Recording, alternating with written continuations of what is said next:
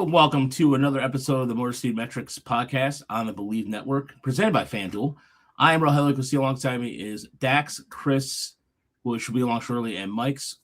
Before we get started, though, I want to thank everybody who's helped us with our spring breakout trip as we're getting closer in a couple weeks. The spring those rosters are going to be. We're going to talk about those more in depth on Monday as we bring back the Tiger Minor League Report live show on Monday starting at 9:00 with Brandon Day. So we get back in the full swing of things. And then, of course, if you go to TigersMLReport.com, Chris did a really good article on the rosters, how everything breaks down. He put some stats in there. So, check it out. And also, you want to go to our Patreon and become a Patreon member, let us know, and we'll go from there. But, so let's address something to kick off the podcast because more likely it'll come up.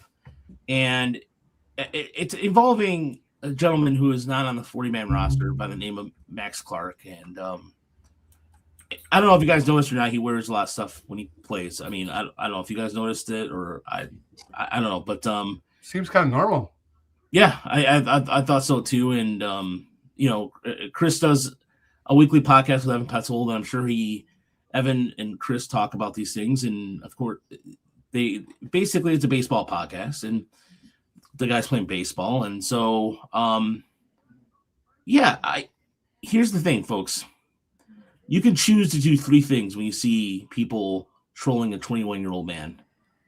Either you can defend him, scroll away, or either you can respect the troll, laugh about it, and move on.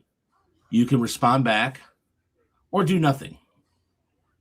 Regardless, what he's able to do with athletically, yes. Is he hitting 095? Yes. Has he made a couple errors? Absolutely. But no one cares. Spring training stats don't matter. He's not going to make this team. He's not on 20. He's not being considered for a roster spot right now. Relax. I think it's hysterical to me that there's people out there that are just doing this for engagement. They're just literally just throwing out the reel, and they're doing that. So, I mean, I don't know what's going on. I don't know why. I mean, it's a part of everyday culture. Max is just going to wear that bling and shake that thing out there, man. He's getting after those balls in center field, losing a couple in the sun. But that's not why he wears the eye black. He wears the eye black because his future is so damn bright. Okay? That's why we wear the eye black. So I'm with you, man. I'm with Max. There you go. I feel like the dog barking really punctuated your point. That was perfect. No, but the reason why, and by the way, Uper and I did not plan this. I don't know what we normally look like every day. I mean, we didn't plan to wear the same outfit today. I wear this every day. It's crazy. And so, the point I'm trying to make is just simply this. There's other things on this 26-man roster to concern yourself with. And that leads us into Kevin McGonigle taking over the Dominican Republic. For one shiny night, I was talking to Chris on the way home. I was leaving work, and of course, I had my phone, like I was parked, so I wanted to watch the first at bat before I left for work because I was running late. And then Kevin McGonigle, one swing, home run. And it was done for. It was just a 98-mile fastball, 461 feet. Was that confirmed, Chris? Is that absolutely? I mean, sure. I didn't go out there with a tape measure, but I watched the replay about a dozen times, and I have no idea where the ball goes. Yeah. It just disappears into the night. I mean, that swing, that velocity, and that launch angle at 460 seems possible to me. I mean, it wasn't all that different than what he did against Yarlin Susanna last year in Erie. I mean, that was, McGonigle has looked good so far this spring, right? Like pretty darn good, and everybody's excited, and he'll do one thing, and everybody's like, "I've seen enough." But that was the moment, I think, where everybody's like, "Oh, okay, all right." I think this might be real. It was his first home run, and it was an ambush. It was right down the middle, but it's 98, and like he proved you can't do that to me. And then beyond that, and that was obviously fun. But then he goes and gets a 2-run single. He works a walk, and then he picks up another single. It's a perfect night at the plate. the next night, we see him. He gets struck out twice. Brian Meadows, pretty nasty changeup, gets him twice, but then he works a walk in his third plate appearance. It's like so overall, when he goes 3 for 5 with a home run, 3 RBIs, 2 walks, 2 strikeouts. That's a pretty good series against some of the best baseball players in Major League Baseball for the most part. So yeah, really impressive, and yeah, I think he's gonna make the team. That first game was pretty much McGonigle versus Dominican Republic. That's how I was referring to it in conversation this week. It was McGonigle versus DR. You can't ignore it. Like it, I think it'd be shocking still if he makes it, but if he continues to do this, it's just you can't ignore it. You can't. Spring training doesn't matter until it does. It sounds so stupid, but like you say things like stats don't matter, but then you hear something like that, 461. It's just like, well, it matters a little bit. It doesn't matter where or what time of year. Like, I don't know. It's definitely made me consider. I was very steadfast in saying that he wasn't going to make it just based on the organization, but I don't think that the organization has a comparable guy offensively that they've had to like handle coming up. So that's why you can't really necessarily treat him the same way as every other prospect. Well, one thing we've maintained for forever and ever is that the team will show you what they think about a player by how they treat them. And I think it says an awful lot that not only did they bring him to the Dominican, they bat him leadoff twice. In these are showcase games. It's not just like, I mean, you saw that crowd. I mean, that was an awesome atmosphere. It didn't feel great as a Tigers fan to see Brent Herter give up just consecutive monster home runs, but that crowd was going crazy. Yeah, I mean, I think Hinch is.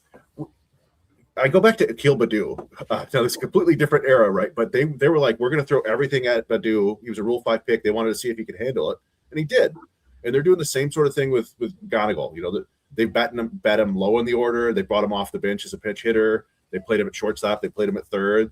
And you lead him off in these big games, and he goes out and does that. I don't think they're worried about his mentality now. And so I don't know what else there is to cross off. Like, I guess we could see him make some more defensive plays, but he looked awfully good a couple of days ago. So, yeah, man, I think I don't know.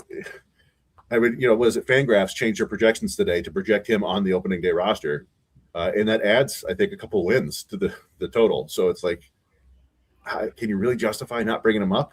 We talk about the service time games, but you either have to game him a lot or don't game him at all. So we'll see what they do.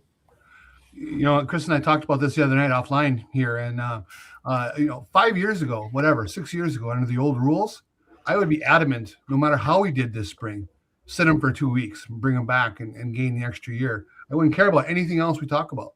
But the rules are so different now. And there are so many more factors built into it. And it's going to be a lot harder for them to gain that extra year. And the length they might have to keep him in the minors and the benefits of it. If he can't be the rookie of the year, what happens there? So with all that being said, I just think it's far more likely now, given what we're seeing, assuming he stays some semblance of this for the remainder of March, that he should be there on opening day. I've really come around on that. If you had talked to me 6 weeks ago, I never would have said that, but I'm kind of there now. If you can just see by the swing, you can see the way he moves out there. He's ready. He's ready to go. All right, I want to show you guys something that I noticed the other night, and I sent this to Chris. And it's something that was like we're doing like if you see the movie JFK, back into the left, and we're gonna do something here. We're gonna catch a reaction here. Right, puts a great swing on it, right center field, way back. Oh, he's right. He was flying right there. Look at that right there. Look at the smile on AJ Hinch's face. That man does not smile. I mean, I'm not saying he's like a robot or anything, but that man does not smile. Let's slow it down to 2.5 or 0.25 speed, ladies and gentlemen. I want to show you this because look, it's a spring training game. It doesn't matter, right? But look, Hinch. Okay, high five, then smile. I wonder if he predicted he's going to take him deep on the first pitch or something. Yeah, high five and a smile. Look at that smile. Look at that. Look, he's still smiling. Look at that. Really, ear to ear. Mm-hmm. Yeah, back and smiling. And there's Tyler Durden for one frame. I read that. Didn't he predict that home run? He said, like, well, he was like, oh, I could see him attacking a fastball like early in the count and hitting a hard one, in the outfield or something. I don't know. Yeah, I think he said something along the lines. He's going to be amped up. He's probably going to be swinging early.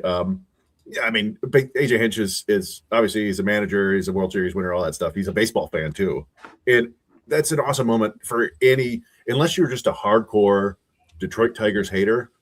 That's an awesome, to see one of the top prospects in baseball in a big game like that, just crush a ball.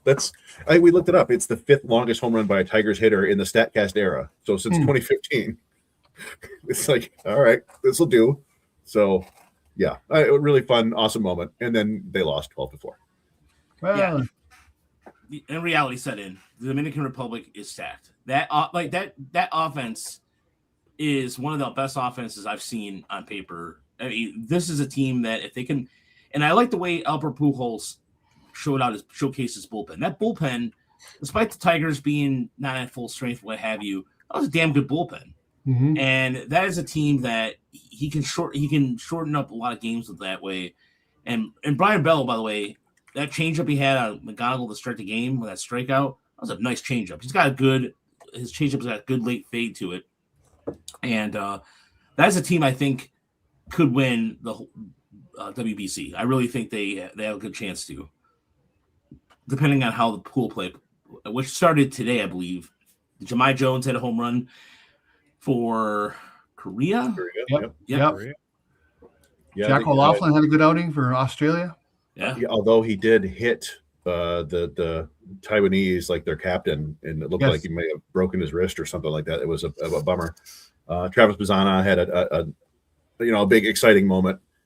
Barely compared to McGonigle's home run. It was like 104 mile an hour exit velocity. Get out of here, Bazzana. But Cleveland fans are just like, see, we have our own prospect. Yeah, okay, cool. Yeah, well, I think they may end up regretting that choice, given what we've seen out of the other prospects from that draft. You've got Nick Kurtz and JJ Weatherholt and Connor Griffin, Bryce Rayner. Pretty good draft. And what a year that was. Oof. But speaking of, we were talking about injuries. The injury to the wrist. Jose Briseño, according to all reports from Cody Saberhagen, and we actually we found out about it actually by accident. It was a DM. Well, not technically by accident, but somebody said something to me about the possible injury, and then for us, Chris and I, and I've been wrestling with this for a long time. Are we beat reporters? No. I mean, are we in the Baseball Writers Association? Yes, we are. Which is a cool honor, and I'm stoked and I'm humbled by that. However, are we on the beat like Evan, Cody, and Chris and all those guys Jason Beck? They're out there every day. And if I could be out there every day, I would be, but it's not the case. And that's fine. My point is we provide content, we provide context to things. And it sucks. Let's just say that he could be out potentially for 4 months. And Briseño, who last year he caught the most games he's caught last year. Did they say what happened to the injury, Chris? That was the only thing I missed. I didn't get a chance to see that. I think they said he felt it when he was taking some swings, I want to say. So I am curious if it's a hamate or something. It's a wrist. No, it was a wrist tendon, wasn't it? Yeah. So I don't. It is a bummer because Briseño is an exciting prospect, but he had a little bit of a down. When he got to Double-A, he didn't perform like McGonigle and Clark did. And, you want to see him do that. And he looked pretty good this spring. He had a couple of really nice plate appearances, including, I don't remember one, but it was like a 12-pitch at bat that ended in an error. Mm-hmm. He just fouled off like 8 consecutive. He really does a good job up there. So I was excited to see him get to Double-A and then eventually Triple-A this year. And it looks like it's going to be, kind of a lost year. Side effect, though, maybe it becomes the second player to win the Triple Crown in the Arizona Fall League because he'll need some at-bats. So I don't know. And then Howie Lee with a strained oblique is not great. that happened in the World Baseball Classic. I mean, it probably was going to happen anyway, I guess. But so, I mean, that's two of your like top 10 prospects who are on the shelf for at least a couple months, you would think. I don't know. Your obliques are never seem to heal very quickly. But, that's a bit the beauty of building depth, right? It's suddenly you have Eduardo Valencia and you have Max Anderson and you have Jace Young still. So, like, there's plenty of backups for those guys. Yeah, Toledo roster is not as. I mean, Toledo's roster is still stacked. I mean, if you look at Corey Jukes. Corey Jukes is having a really good spring, and he more likely will start the year in Toledo. But he is an outfielder that can potentially could see some time at the big league level if. But again, I those kind of like Jukes is like, okay, well, how much stock can you take into that? But he's hit the ball pretty well, but. Yeah, it is a blow for that, but at the same time, I think it does help Tyron Lorenzo, who's been catching a lot of the games in spring so far, and I think that he's kind of showing the weight loss aside. I thought he's done a pretty good job calling games behind the plate. Yeah, he's looked good. I mean, there've been some balls in the dirt that like he's not been perfect, right? But you don't expect that. He's a 22-year-old catcher. I think he's looked much better than he did during that awful stretch last year, right? Like he just is clearly engaged again, and he still has the flaws he had before, right? It's a long swing. He's going to strike out a fair amount, but he's going to make hard contact when he does. I mean, he did get an RBI the other day on a 2-foot dribbler. Yeah, but and I felt good for him too. His Dominican kid gets to play in the Dominican, and that was another cool thing about that is they really made sure they got all the Dominican kids in the games. You got Sergio Tapia got in the game, Johan Simon got in the game, Carlos Pena got in the game. So just a really cool experience for those kids and fun to watch. And I was just bummed out there wasn't a game today. So do you see Lorenzo? And everybody's different, and he could hit his way to the major leagues, but the way they took their time with Dingler, I mean, it's almost easy to say Lorenzo's on a ticket for 28. Oh yeah, I mean, it's possible. I could see him spending the entire year in Erie again, no doubt. There's the only difference there, I guess, is that he's on the 40-man now, right? So you don't want to take forever with him, but they're going to give him the amount of time he needs, I think. And I don't know when. Let's see, Dingler was drafted in 2020. Yeah. And I don't remember when they had Adam 40-man 23. So, I mean, he had a full year back in the minors while he's on the 40-man. Yeah, and I look at the situation right now with Thomas Nido as being like the ever important like emergency break glass situation, which they have him in the I forgot the gentleman's name from Toronto. They signed as your Antonini as your catchers right now, and I think that'll give time for Valencia, who still needs some work on his glove. We saw a couple of little errors in spring training, and I think Valencia primarily will play first base. I mean, I think he'll still catch once in a while, but Nido is Nido. That was a bad pun, and pun intended. That it gives him a little bit of catching depth right now. As far as like a backup catcher right now in Erie, that's where Chris. This is where like we'll talk about this more with Brandon on Monday. I'm drawing a blank right now as far as like guys who could. They might have to sign a veteran, right? At this point. Yeah, I mean the one thing they will, if you can catch, like play the position defensively, they don't necessarily care if you do anything on offense. Particularly if Lorenzo is going to be the main feature catcher back there, then they could bring up Bennett Lee, right? And he'll just play defense and hit 140. Although he had an awesome at bat the other day too. I think it was like a 12-pitch at bat in the DR, except he kept chasing instead of taking his walk. But yeah, so I think they can go with him. But it is odd. They have a bunch of catching at the very lower levels, right? Like a bunch of interesting international catchers, and Michael Oliveto, who's going to be in the spring breakout. At least he was on the player pool. But there is a kind of a gap there between Briseño, Lorenzo, Valencia, and those younger players. So I don't know. I think they'll probably end up backfilling with some minor league veterans that get cut loose somewhere else. But yeah, the good news is like, when you're just looking at the big league club, like there's been some injuries, you got some things to worry about, but they still seem to have solid depth so far. Like, you don't want to lose too many more pitching prospects or pitchers, but But some of the guys who look like Emmanuel De Jesus has looked really good this spring. It's spring training.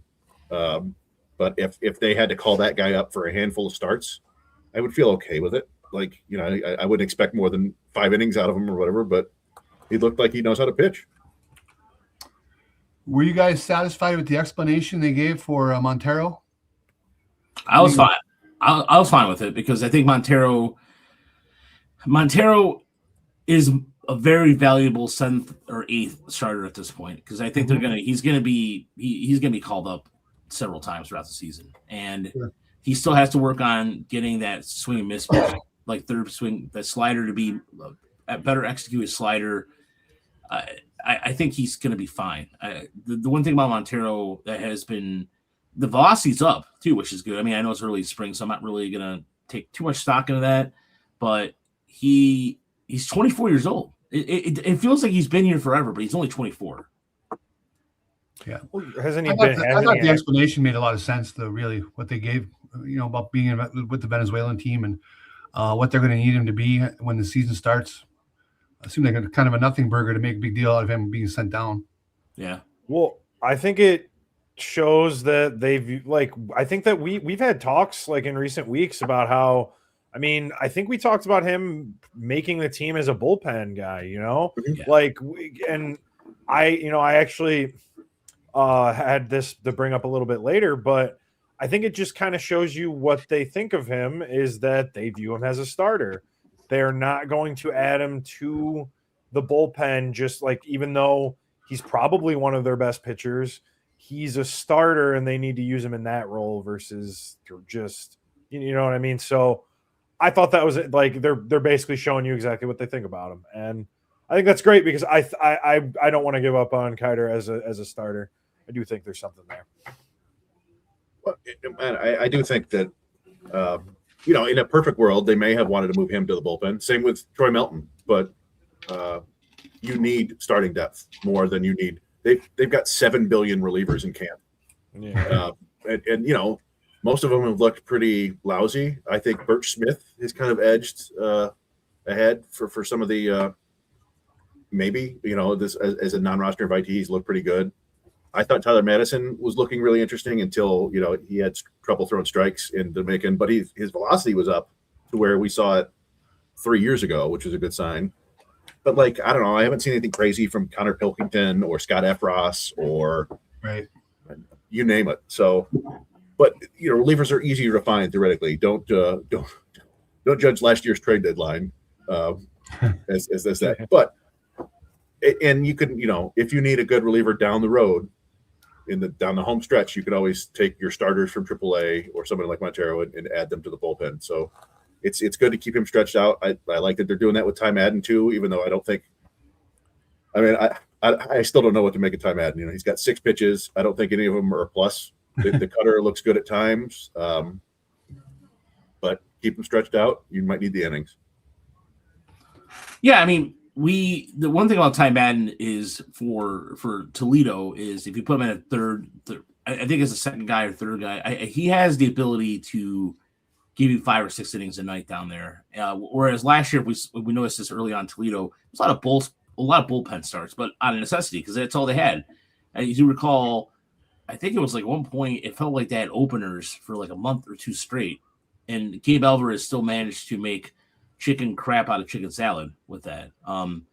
But I remember chicken salad from chicken crap. There we go. I don't love that metaphor either way because I don't like chicken salad. Really? Chicken salad is delicious. Little chicken salad sandwich. Yeah. I have my whole thing about what constitutes a salad and what doesn't. We don't need to get into that. This is not the is a hot dog a sandwich debate? I hope not, because it's similar, but I think we determined that to be a salad, you have to have some sort of dressing. But then there's fruit salad. Anyway, yeah, I think it's good to have. I think it's great to have a steady rotation in AAA. So if you can have Montero, you have Madden, you can have maybe Troy Watson gets back. He's on the shelf right now, but I think he's getting close. And Sawyer Gibson Long, the same deal. If you can have those guys starting every 5th day down there, then you just kind of plug and play. If you have an injury at the big league level, it's like, okay, this is his day. these guys are all relatively similar and sort of replacement level starters. So just pop them in there and get some innings. It'll be interesting to see if they have Brian Sammons continuing to start. We've seen him in a couple games. He continues to, his fastball just plays much better than you would expect. I don't know. I haven't checked the metrics about it, but it's like 90, 92 and batters don't seem to hit it. So other than like Juan Soto. He's pretty good. Yeah. Juan Soto. Yeah. He's all right. What are you gonna say, Mike? Or I think you say something else. No, I mean, no, not really. That's what I was gonna tell you to say something else. But no, but even the thing too, the other arms in camp right now have not come out of the way to claim a spot either. So it's that's the part that is concerning to me for all the arms they signed. At least, Ricky Velasco maybe has some glimpses there. What were you gonna say, Chris?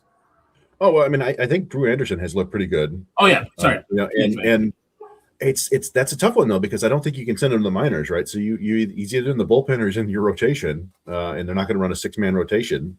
But you'd like to keep that guy stretched out a little bit because, he looks pretty solid. Like the command is not quite there, but the pitches look good. And I don't know, maybe you just keep him as your long reliever. And if that guy's your long reliever, I think you're doing okay. Yeah, I wouldn't mind him as a swing guy coming out of the rotation or out of the bullpen. I mean, it's better for him to do that versus sitting Toledo and start every other day when he's supposed to start, and the Tigers could use him now. For example, you don't want Verlander's supposed to start tomorrow, so first see Verlander make his first appearance against Boston. But don't you kind of maybe want to use Anderson in a way to preserve Verlander, perhaps more towards the second half of the season? I can see that. I think that makes a lot of sense. I think Anderson. I think we can trust Hinch and Fetter to make the swingman role work for him. Find enough outs for him to try to get. And Raj brought up something I was totally agree with. I think there's going to be enough starts with some of these guys the Tigers have in the rotation where there's a good shot Anderson gets 15, 16 starts this year, even if he's not officially one of the rotation. Yeah, I mean, do you use Jesus as a third lefty reliever? Stando says, yeah, that makes a lot of sense. I mean, the Jesus could be a guy. He could be a guy. They would have to make room for him because he's a non-roster invite. So the question is, who would get cut? Yeah, I mean, Bailey Horn is on the IL, is injured right now, right? I think so. The lefties we're seeing are Herter and Salmon's a little bit, and Drew Summers. I do think they like Drew Summers. I don't see quite enough strikes from him. I would like to see more because it's a really interesting sort of, you just don't necessarily see lefties with that kind of slot and that amount of extension. I think it's a strange look for batters, but if they want to, a third lefty, DeJesus in there, maybe put somebody on the 60-day IL. I don't know. It is odd. You build up this depth and you have these quality pitchers, but sometimes you just don't have room for them. You can't use them because somebody didn't get hurt at the right time. Dietrich Enns and PJ Poulin ended up having pretty good years last year, and they were both in the Oregon, and they didn't have room to keep them. Adam here says Jesus better than Hurdler, and Sam thinks that Hanfey will get cut. I don't know. I think Hanfey's got that heavy sinker to him that will help him out. Yeah, and he is. What's he throwing? He's throwing something. He's throwing like a changeup or a split this year to try to, because he's such like a righty specialist, and they always want these guys to, get left, have pitches that can get everybody out. So he's working on a split. I think I saw McCoskey was writing that Finnegan has changed his slider to make it the same speed as his splitter, just to give him. He's had the slider. He barely threw it with the Tigers, but if you have those two pitches moving in different directions at the same speed, that should help him theoretically. So I don't know. We'll start to see this more, I think, as we're getting to the point. I think maybe like a week from now where they're going to really start cutting the roster a bunch, and minor league camp is going to start, and we're going to see guys multiple times a week, and them really dialing in and using all their pitches. Right. When it comes to Hanafy, I like Hanafy, I always have, but he's kind of that level of journeyman type pitcher. 3 years, it might be what you get from him. I could see them, if they have some guys they think have a little more promise, Hanafy's the one that gets the axe, and it's not because he's not a decent enough pitcher, but he's just that guy you don't really need to commit all the years to. He's kind of disposable. Yeah, I mean, I view Bo Brisky kind of the same way now. Yeah. It's he was a big part of your 2024 team, got some huge outs, hasn't been able to stay healthy, and has never really had that third pitch. You don't want to write him off or anything like that. He's got a good arm, but this is the way relievers work. Sometimes they just kind of get chewed up and spit out, and a lot of them are redundant. If you can, if you have Hanafy and Brisky in the bullpen, I don't know if there's a difference between them, honestly. So whoever's healthy and ready to go. That seems fair. Yep. Yeah, I mean, it's funny. I mean, I know that this front office has nothing to do with the rest of the sports, but echoing all the other teams in Detroit, you don't have to get too attached to your own guys. And I really hope, you don't have to just really go with what you've had. Don't be afraid to take that step. Yeah, sometimes you see these kind of trades toward the end of spring training, or I think that's when they got McKinstry, right? Yep. So maybe if they view it like, hey, there's a reliever out there that we like that this other team has made available, and they feel like, hey, we can get him from Max Anderson or Jace Young or something like that, go for it. I don't know. I mean, yeah, at a certain point, like, you're going to have all these guys in AAA that have nowhere to go. It's nice to have insurance, but it's you're kind of wasting bullets, if you will, like just turn those coins into $1. Use them as an asset. Is that a phrase? That's not anything. I don't know, man. But anyway, I like it though. I kind of like it. I don't know that. So. Turn those coins into $1. I guess you're taking multiple things and turning them into one thing that's more tangible. Yeah. Although I guess I'm gonna stop having my stream of consciousness here. We don't need to. Well, Ninja Bees brought up Meadows, and that's exactly where I was going to go next. Yeah, I have a bunch to say about that as well, but why not go ahead? Right. You. Well, let me ask you, Mike. Where are we with Parker Meadows in Mike Papchak world? Well, I feel like a lot of things that we are saying, we just need to get I know this is spring training. I understand that. But there were a couple guys that I thought really needed to look pretty good this spring. I mean, the two guys off the top of my head are Parker Meadows and Matt Vierling. Two guys that didn't play a ton last year, and when they did, they were meh. And really wanted to see them come out, look strong, and make me feel better about them for their spot and everything. And one of those guys answered, and it was Matt Vierling so far. Not who I expected to be honest with you. And I know that always with Parker Meadows, his value comes from his defense. We've always talked about that on this show. It starts with his defense, the bat, anything it's a bonus almost. But you have to just start looking he doesn't look like he's getting any better on the offense.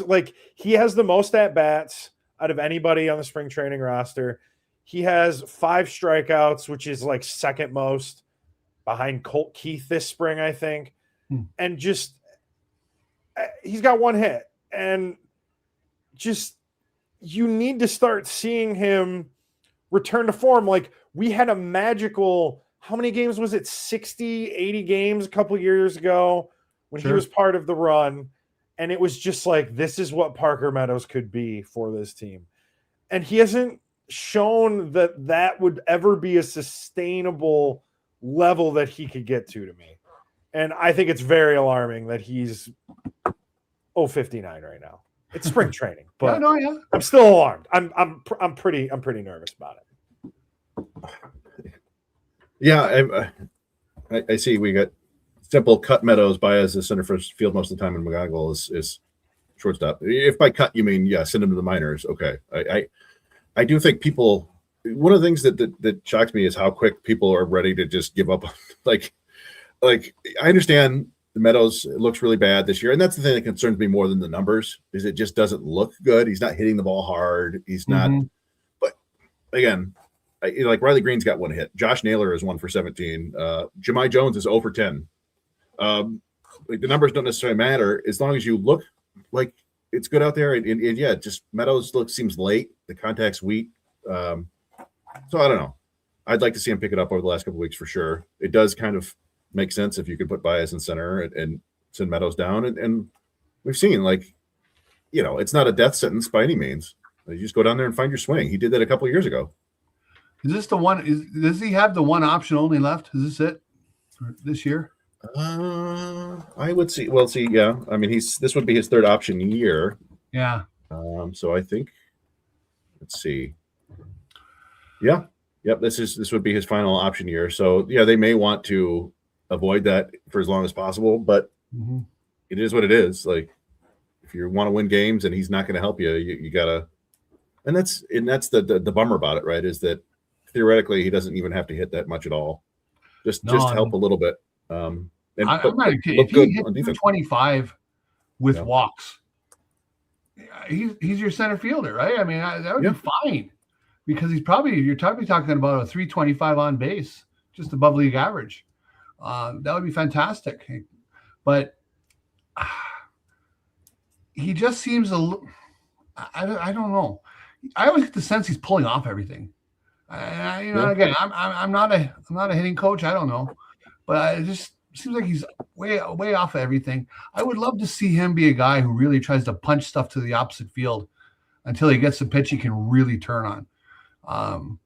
But I think he ends up, unless he has a real solid middle of March here, I'm starting to get that feeling that he's your opening day center fielder as a Mudhead. Yeah, what we have these conversations and we think about it a lot, and then somebody gets hurt, and there you go. Ryan Gardler's your opening day starting center fielder. It just yes. I don't know. I don't want to think too much about it, but no, I mean, I agree. I'm almost come full circle back to the days when we used to complain about him as a prospect because he was bunting for trying to bunt for hits every game. I'm like, cut it out. But I wouldn't hate that now. If you're just going to go up there, if you're going to struggle to hit for power, just bunt. You're very fast. Yeah. And you just make it a part of your game. But we'll see. Like maybe getting. Yeah. I'm sorry. Go ahead. I apologize. But he might be the best athlete on that team. He might just be the best. You want to just give him every chance to come through, because we saw, as Mike pointed out, we saw a couple years ago what he's capable of. It's there, and it just what Hinch and the boys can do to drag that out of him. I don't know what that is, but he's just so much like a gazelle in the outfield. He is so impressive running the bases when he gets that opportunity. You just want to keep giving him chances until he proves he can't do it. But I think that's going to have to be in Toledo. Yeah.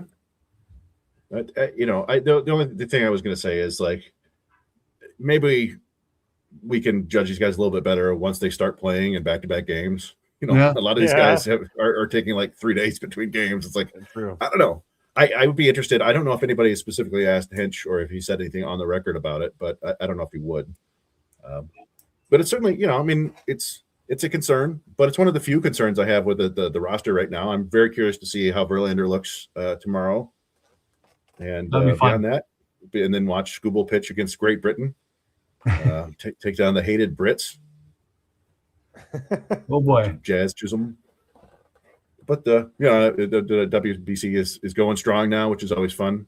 Oh, totally underrated part of the baseball calendar every few years when it comes up are those games from Asia when you get up at say 5:30 in the morning and there's a ball game on. They're already in the third inning.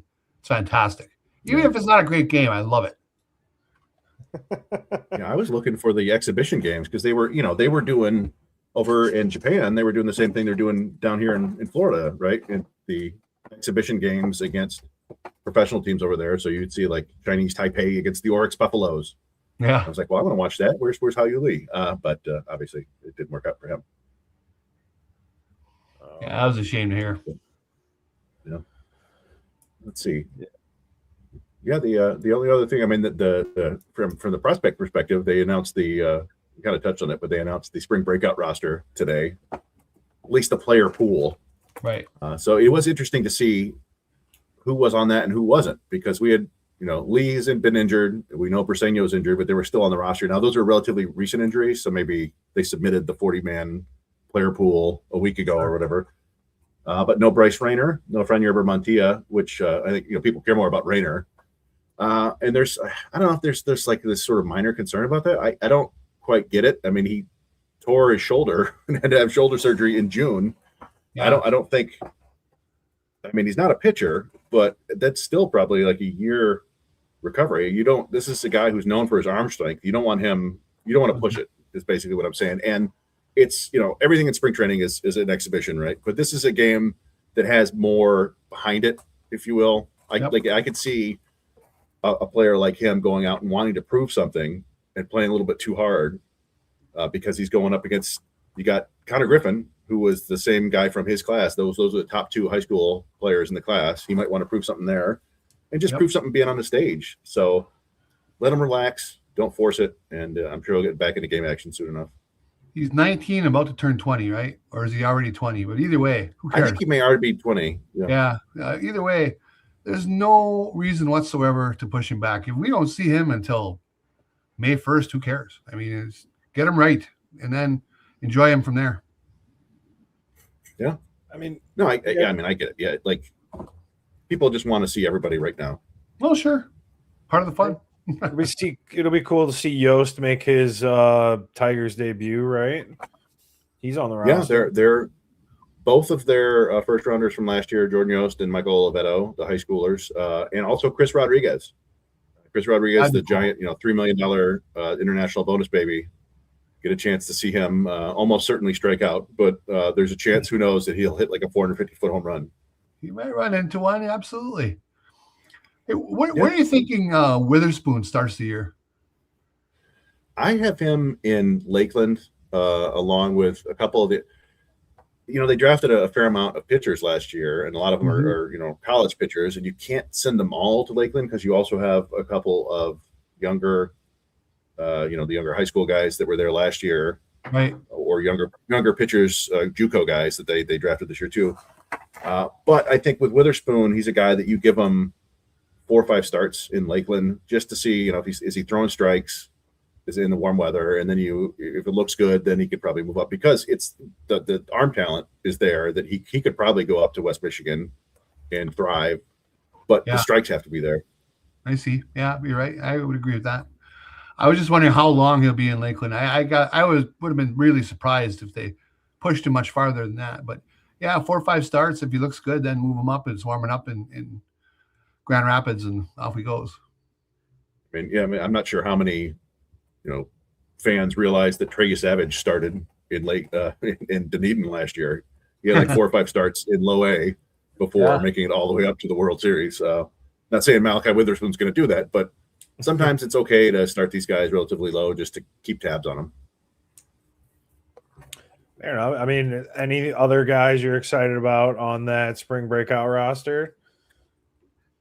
Well, we watch these guys a lot, so I've seen most of them. I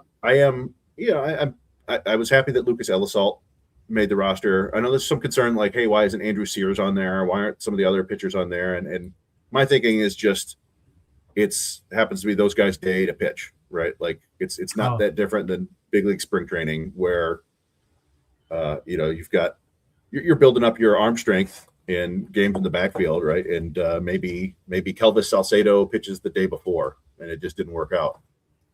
Now they could probably have set that beforehand to determine who they want to pitch that day, but either way, I'm not too worried about that. But yeah, I want to see those guys. And as Adam said, Kenny Serwa needs to get in the game. And it's always fun to see a knuckleballer, so that would be cool. But yeah, other than that, I'm trying to think who else was on that roster that there's some names on there that even prospect fans might not be super familiar with.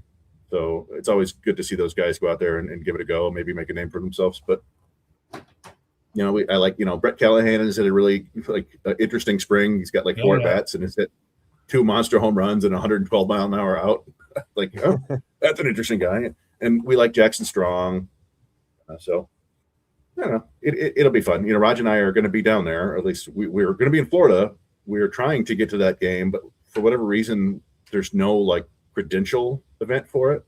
So I don't know if Oh, we really? just we apply for credentials for certain events, and we've Sure. got them for the spring training games down there. But I don't know. We got to figure that out because I don't want to miss out on that.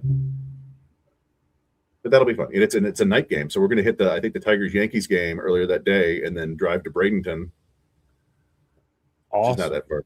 No, it's gonna be a good time. And unless it's Florida, so there could be thunderstorms all day and ruin everything. But I So did. you're heavily involved in the rankings of minor leaguers. You've been around that block a time or two. Mhm. MLB Pipeline comes out and has Valencia like around number 20 or whatever for the Tigers. Yeah. What did you think of that? Well, we've talked about it before. Like, there is a very clear top 4 in this system right now, and Yep. just about everybody in the world has them in the same range. And I've been keeping track of everybody who ranks the Tigers system, and I've got it all in a spreadsheet, and the universal rankings and all that stuff. And you'll see Valencia. I think Valencia was 8th to Fangraphs. But we've said before, like, anybody from 6 to 20, I think you put them in any order you like, because obviously, like, you have different methodology there. But Valencia, you got a guy who we really think can hit and has power, but he's like, I think it's telling the Tigers listed him as an infielder on the spring breakout roster. And we saw him make an error the other day in spring training. He's not a terribly gifted defender at first base either. So Wow. it's kind of a DH.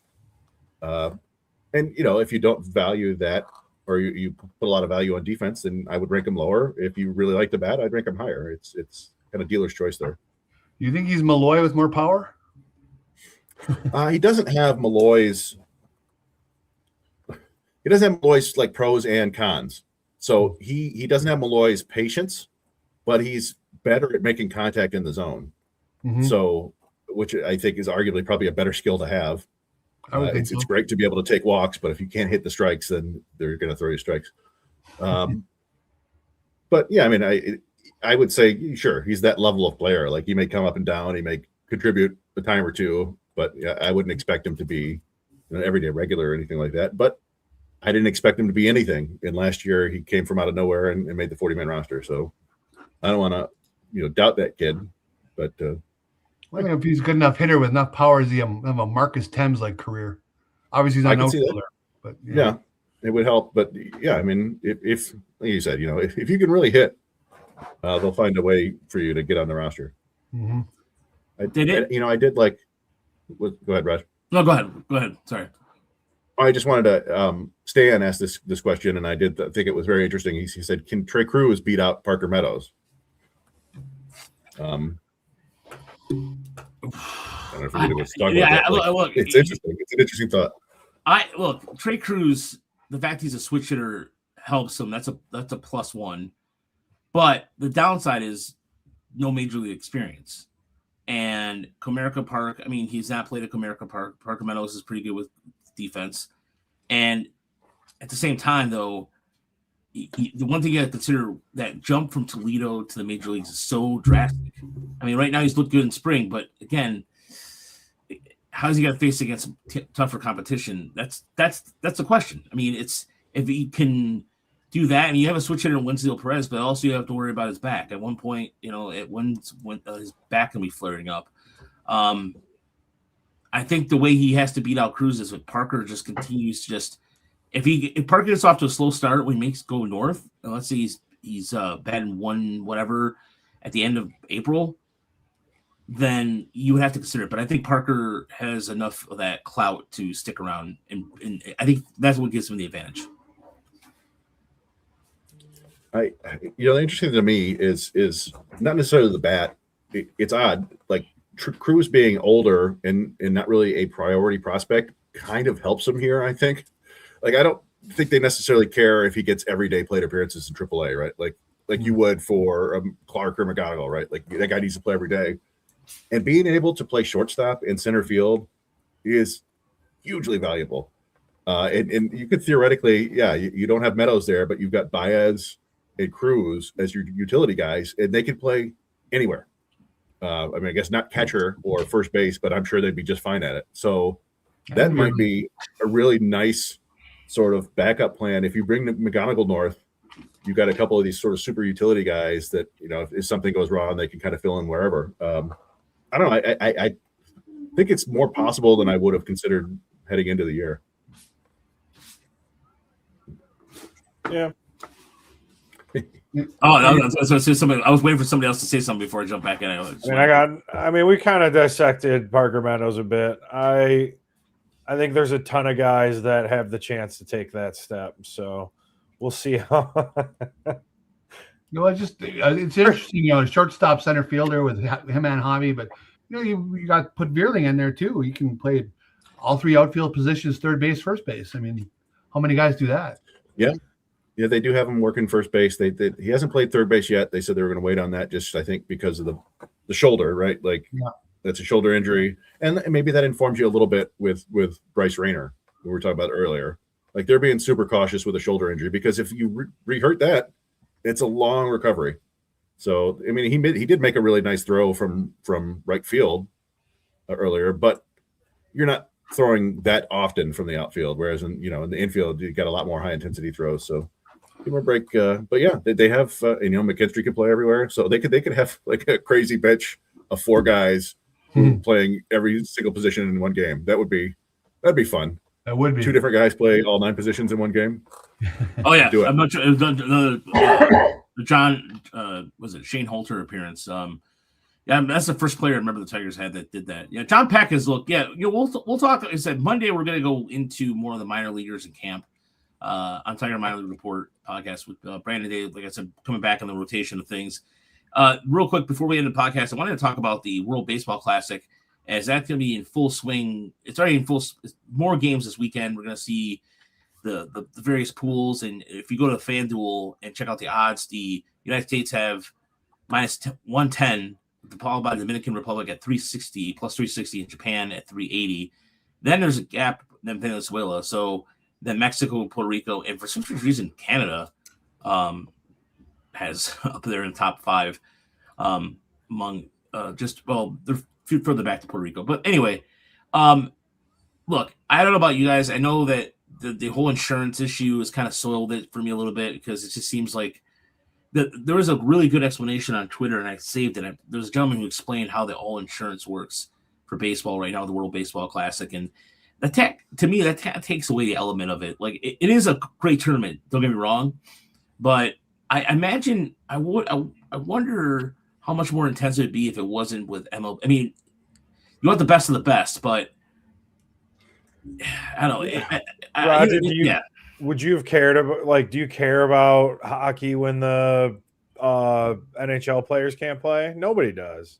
So I don't really know if it would have the same fanfare. Maybe certain countries might level the playing field, but I don't really know. I don't know if that would work. Well, I mean, there are a whole bunch of international tournaments with non-professional baseball players. Yeah, we don't pay attention to them. I mean, you do if you're like prospects, like this guy's going to be a high draft pick next year or whatever. You pay attention, but a lot of it is just the marketing of it, right? Like, if they marketed the hell out of something like that, I'd probably still watch it, and you get to know these American ball players. But it's different. Yeah, it's. I do think the star power helps a lot, right? Like, just going back to the Dominican lineup. Come on now, get out of here. Where are the outs? Where are the outs there? My goodness. Yeah. I saw somebody point out that Junior Caminero, it was their second choice for third base. The 22-year-old who hit 45 home runs last year. It runs like a 60-year-old, but it doesn't matter because he hits every ball 150 miles an hour. I mean, yeah, that was the way I phrased it stupidly. I'll admit that I phrased it stupidly, but the reason why I was just saying that is because, maybe because I grew up watching a lot of amateur ball with, Team Cuba playing these tournaments and so on, and so I don't know. Baseball is baseball. But then I understand you want to have that broader market appeal. But then it was just funny when they showed Aaron Judge doing a speech, and everybody's like, "Oh, that's not very inspirational." No, we circle all the way back to the Max Clark talk. Baseball has a problem marketing its stars because a lot of these guys are incredibly milquetoast. Like, there's just nothing interesting about Aaron Judge aside from the fact that he's one of the best hitters of all time. Like Shohei Ohtani is the biggest star in the sport. Not great speaking English. Mike Trout was an amazing player. Only cares about the weather. Bryce Harper has some personality, but he's also like a, raw milk drinking, blood changing weirdo. A little surly. Yeah, and that's what. So I just hope that Max Clark can get block out all the nonsense, play the way he's capable of playing, get up to the big leagues, show his personality, and then the Tigers will be selling. I guarantee you, they will be selling like Max Clark chains, like replica Max Clark chains in their stores because kids will want to wear them like they used to wear the Maglio Ordonez hair, right? Or they'll give them away because he's got that personality. So just want him to play, and maybe he could be the face of baseball, which would be kind of cool for Detroit. Yeah, I think that that's a good way to end the podcast, but come full circle with it because you want personalities. I don't understand where this thing about like he plays the game with like this. He plays the game fine. He's a good teammate. Everybody talks about him great. It's just go ahead, Mike. He's from a generation when a lot of people who like baseball are old. I really think that that's a big part of it. I think it might be that simple. Yeah. He's a young kid, lives on the internet. Like he's got a huge following. It means a lot to him. Like he really cares about that. Really cares about baseball. It's just a different way that some people are just not familiar with the way that like somebody could exist like that. Like some of these people probably don't even understand that that's like a normal thing now for a young kid, So I think that maybe there's a disconnect there a little bit too. Yeah, I look at a player. I mean, this is a totally different example, but Deion Sanders played two different sports. He had bling. No one cared. I mean, but I was gonna say, however, people didn't like him that he was control of his own career and he didn't play a certain type of thing. Like I don't say that no one cared, but he also, as far as like a hitter goes, was not a very good hitter. I mean, he was more of a better football player than he was a baseball player. But the fact he played two different sports gave him that clout. So maybe that's a bad example. I just because I think about the bling bling he had, and people didn't seem to mind it. I just find it funny the amount of people that are trolling Tiger fans are Cleveland and New York, and that's what I find interesting to me is that the amount of Cleveland fans. It's like, man, you guys are really I don't know what it is lately on Twitter or X, but a lot of Guardian fans are out there just being total dicks, and it's funny to me because I never thought the Tigers and Guardians had a rivalry until recently because the Guardians have never said, hey, the Tigers are a rival. They've never said that. They've never acknowledged it at all. Cleveland can give a crap less. Cleveland has made fun of Detroit for a long time. We're not Cleveland video. At least we're not Detroit. That's happened all the time. Detroit goes, whatever, you guys are from Ohio, blah, blah, blah. All that child bullshit that really, at the end of the day, doesn't really matter. There are two cities in the Midwest in the Rust Belt. Doesn't matter. We all have that same blue collar mentality. Meanwhile, like big cities like New York and Los Angeles laugh at us because we're in the Midwest and we have weird ways and stuff like that. All that crap just after a while it doesn't matter. The older you get, where you live. If you live like you like living in New York, cool. If you like living in Cleveland, cool. Who gives a fuck? Pardon my language, but really, who gives a fuck? You like living somewhere, I don't care. But it's just funny to me how often we see this now magnified. And pardon my language, it's just I get so tired of this city thing. And I you know what? I do have a chip on my shoulder sometimes when New York fans are the way they are. But anyway, rant over. Sorry about that. It's just I mean, Roger, I was just going to tell you we have to live with it until this season because they did make the biggest comeback in history. Like, I think they kind of earned it for the division. I realize we won the playoff series, but clearly Cleveland doesn't really care about playoffs. Like their roster. I think you could put like, I don't know, 30 Cleveland rosters. Would that even be the Tigers payroll? Like, I don't even know, but no, it doesn't matter because they did that and there's nothing we could do about it. And it's true. And that's the only thing they're worried about. So until they don't win the division, you just have to be like, yeah, that's what happened. And then they should take pride in winning the division last year as a fan. It was fun for them, I'm sure. It had to be awesome. But you lost the bragging rights when you dropped the playoff series. You know, you can have both. You can be proud of the division, but you really can't brag much past there. Also, when your closer got busted for not too too much away from our sponsor, FanDuel, but maybe these prop bets. If you're great to make if you're not the closer for a playoff team.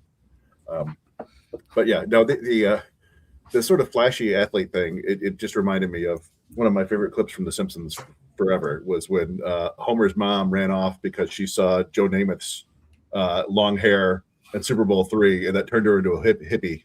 Oh, yeah. And her husband was like, oh, look at him. He looks like a girl. Look at Johnny Unitas. And there's a haircut you can set your watch to, and it's just a rectangle. It's a perfect buzz cut. Like, that's this argument, this old school versus new school. Yeah. So on that note, thanks so much for watching. Thanks so much for listening at home. And Monday live with Tiger Minor League Report with Brandon Day and Chris, and we'll be breaking down the spring breakout roster. Go to TigersMLReport.com. Check out the great article Chris did on the roster that came out. And again, if you're not a Patreon member, there's you can be a free member, or you can be there's two paid tiers. Put some extra bonus content in there. Right now in the process, I was showing Chris last night. The scouting report's again redone. Graphically, it's good. It's a monster project to take on, but I'm going to take it on this weekend. I'll hopefully get done before we head out to Florida. So we'll be heading to Florida on the 18th to the 22nd. Nice. And so thank you again to Sherry for keeping us. Sherry gave us dinner plans for the weekend. So Sherry laid out barbecue and cocktails. So I'm looking forward to that. But more importantly, we'll be out there and we'll be doing a lot of stuff live. We'll be checking out some of the food. So yes, Dax Sparks has earned his look. Definitely. Damn right. But stay classy, everybody. Kick some ass, Max. Let's go. Yeah. Max does what he has to do. And also, by the way, we will point out when he has made errors. We did that in Tiger Minor Report. Some fans thought we were going out after that. And, we can't make it. You know what? Here's the thing. We can't make everybody happy, and that's okay. Quite frankly, we'll just do what we got to do, and we'll call it the way it is. So thanks so much for watching. Stay classy. Have a good night, everybody.